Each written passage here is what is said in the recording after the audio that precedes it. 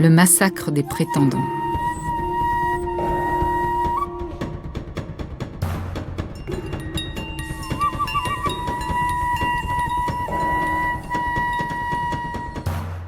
Alors, l'ingénieux Ulysse enlève ses haillons, bondit sur le seuil avec son arc et son carquois, et dit aux prétendants : « La voilà terminée, cette dangereuse épreuve. Je vais maintenant viser une autre cible que j'espère toucher, si Apollon m'en accorde la gloire. » Il dit et lance l'amère flèche sur Antinoos, alors que celui-ci s'apprête à lever une belle coupe d'or à 2 anses pour la vider. Il était bien loin de penser à la mort. La flèche l'atteint à la gorge et traverse de part en part son cou délicat. Antinoos bascule, la coupe lui tombe des mains, un épais flot de sang jaillit de ses narines. D'un brusque mouvement de pied, il renverse la table. Tous les mets, pain et viande rôtie, tombent à terre. Les prétendants se lèvent, courant dans tous les sens, cherchant du regard des boucliers et des lances.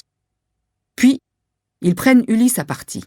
« Étranger, tu tires sur des hommes. C'est un crime, et ce sera ton dernier jeu. Ta mort est certaine. Tu viens de tuer le meilleur des jeunes gens d'Ithaque, et les vautours te mangeront sur place. » Ils croient qu'Ulysse a tué cet homme par accident. Leur jetant un regard plein de mépris, Ulysse leur dit : « Chiens, vous n'imaginiez pas qu'un jour je reviendrais du pays des Troyens.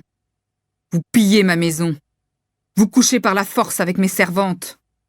Et moi, vivant, vous courtisez ma femme, ne craignant ni les dieux du vaste ciel, ni la vengeance qui plus tard pourrait venir des hommes. Maintenant, pour vous, c'est l'heure de la mort. » Ainsi dit-il, et ils deviennent verts de peur. Seul Eurymaque prend la parole et dit : « Si vraiment tu es Ulysse, roi d'Ithaque, tu as raison de reprocher aux Grecs les crimes qu'ils ont commis chez toi comme dans tes champs. Mais celui qui est la cause de tout est couché là, Antinoos. Ce n'était pas vraiment le mariage qu'il désirait, il avait d'autres projets que Zeus n'a pas réalisés. Régner sur le peuple d'Ithaque après avoir tué ton fils. Maintenant que le voilà mort, épargne ton peuple. Plus tard, nous saurons te dédommager de tout ce que nous avons bu et mangé chez toi. Nous t'apporterons une amende de 20 bœufs, ainsi que du bronze et de l'or, jusqu'à ce que ta colère qui est légitime soit apaisée. » Lui jetant un regard plein de mépris, Ulysse lui répond : « Eurymaque, vous pourriez m'apporter tous vos biens et ceux de vos parents, et en ajouter d'autres, mes mains ne renonceraient pas pour autant au massacre. » Il dit. Et leurs genoux fléchissent et leur cœur tremble.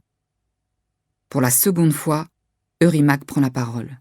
« Allons, battez-vous, dégainez vos épées, faites des remparts avec vos tables, jetons-nous tous ensemble sur lui et repoussons-le jusqu'au seuil de la porte, puis courons en ville chercher du secours. » À ces mots, il tire son épée à double tranchant et bondit sur Ulysse en poussant un cri épouvantable. Mais aussitôt, Ulysse décoche une flèche qui l'atteint en pleine poitrine et lui transperce le foie.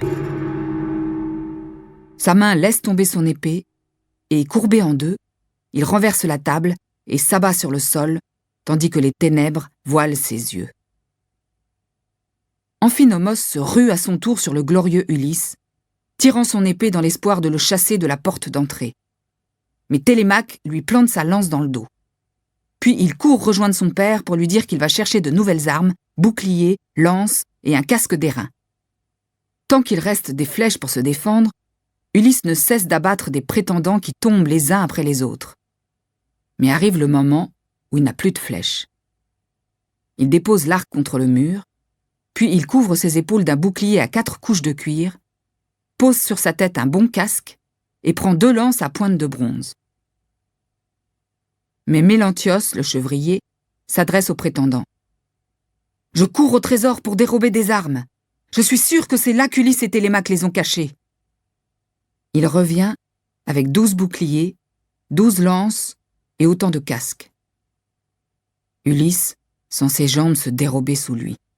« C'est ma faute, dit Télémaque. C'est moi qui ai laissé les portes du trésor ouvertes. » Et Mélantios court chercher d'autres armes. Alors, Ulysse s'adresse à Eumée. Télémaque et moi, nous retiendrons les prétendants entre ces 4 murs. Vous deux, occupez-vous du chevrier. Ligotez-le et accrochez-le au plafond. Je veux qu'il reste en vie et souffre 1000 tourments. » Alors, Athéna, sous l'apparence de Mentor, le vieux compagnon d'Ulysse, s'approche d'eux. Ulysse sait bien que c'est la déesse qui vient à la rescousse. Elle interpelle Ulysse avec indignation. « Ulysse, qu'as-tu fait de ta vaillance et de ta force? N'est-ce pas toi qui as combattu pendant 9 ans pour Hélène, la princesse aux bras blancs, et tu es tant de guerriers dans ce rude combat? Comment peux-tu, maintenant que tu retrouves ta maison et tes biens, trembler devant les prétendants ?» Elle dit, et laisse encore l'issue de la bataille incertaine. Elle veut qu'Ulysse et son fils fassent la preuve de leur courage et de leur force. Se changeant en hirondelle, elle va se poser sur la poutre du toit. Agélaos donne l'ordre de jeter toutes les lances ensemble. Les prétendants tirent bien, mais Athéna les dévie. L'une va se ficher dans l'embrasure de la porte, une autre dans le panneau de bois, et une autre encore va droit dans le mur. Ulysse, Télémaque, Philétios et Eumée ripostent et visent bien. Ils tuent 4 hommes encore qui mordent la poussière. Les prétendants s'enfuient, terrifiés comme des bœufs attaqués par des taons. Ulysse et ses compagnons se jettent sur eux. On dirait des vautours au bec crochu, aux serres recourbées qui fondent du haut des montagnes sur de petits oiseaux. Les prétendants ne peuvent lutter ni fuir, et les hommes prennent plaisir à cette chasse. Assaillis de partout, dans la grande salle, les prétendants tombent. Un bruit horrible s'élève des crânes fracassés, et le sol ruisselle de sang. Léodès, le devin, se jette alors aux pieds d'Ulysse. « Ulysse, aie pitié de moi. Jamais, je te le jure, je n'ai insulté ou outragé une femme de ce palais. Au contraire, je voulais les arrêter, mais rien ne les dissuadait de commettre des crimes. Moi donc qui n'ai fait aucun mal, vais-je périr comme eux ?» Avec un regard plein de mépris, l'ingénieux Ulysse lui répond. « Si tu étais leur devin, tu as dû souvent prier pour éloigner de moi la douceur du retour, dans l'espoir de prendre ma femme et d'avoir un fils d'elle.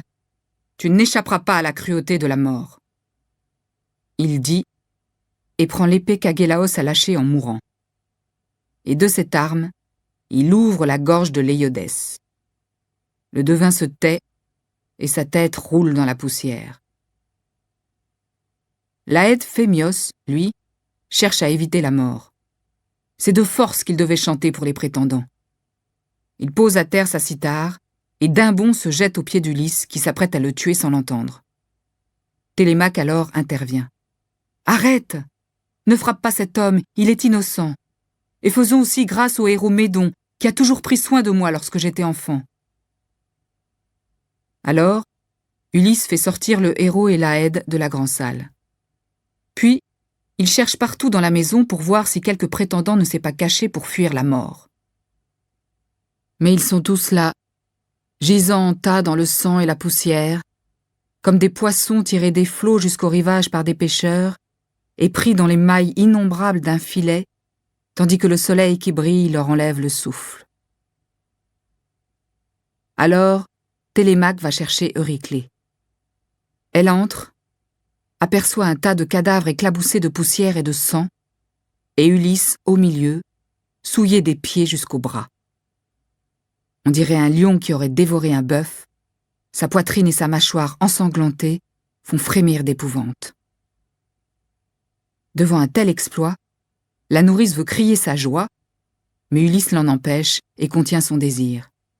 « Vieille, réjouis-toi dans ton cœur, mais tais-toi, pas un cri. C'est une impiété de triompher sur des hommes morts. Allons, dis-moi quelles sont les femmes du palais qui ont trahi et celles qui sont innocentes. » La nourrice alors lui fait cette réponse. « Eh bien, mon petit, je vais te dire la vérité. Il y a 50 femmes dans ce palais, 12 en tout sont coupables. Ordonne à ces femmes de venir ici, qu'on emporte les cadavres, et laver à grande eau les tables et les fauteuils. Dès que vous aurez tout remis en ordre, emmenez les servantes dans la cour. Et là, frappez-les de vos longues épées jusqu'à ce qu'elle perde la vie et le souvenir du plaisir qu'elle prenait dans l'ombre en se donnant aux prétendants. Il dit, et la nourrice obéit. On les emmène dans la cour, où Télémaque les pend comme des grives. Puis, il traîne Mélanthios dehors. Sans pitié, on lui tranche le nez, les oreilles et le sexe qu'on jette aux chiens.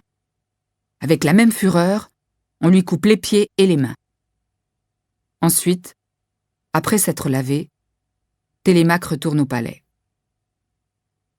Alors, Ulysse s'adresse à la vieille Euryclée. « Nourrice, apporte du soufre pour chasser le mal, puis va dire à Pénélope de venir avec ses suivantes. » La nourrice suit l'ordre de son maître, elle va lui chercher du feu et du soufre. Et Ulysse purifie soigneusement la salle, la maison et la cour. Puis, elle traverse les beaux appartements d'Ulysse pour dire aux servantes de venir sans plus tarder. Elles entrent dans la salle, une torche à la main, et se jettent au cou du héros, embrassant sa tête, ses épaules et ses mains. Il est envahi par un doux désir de pleurs et de sanglots, car son cœur les reconnaît toutes.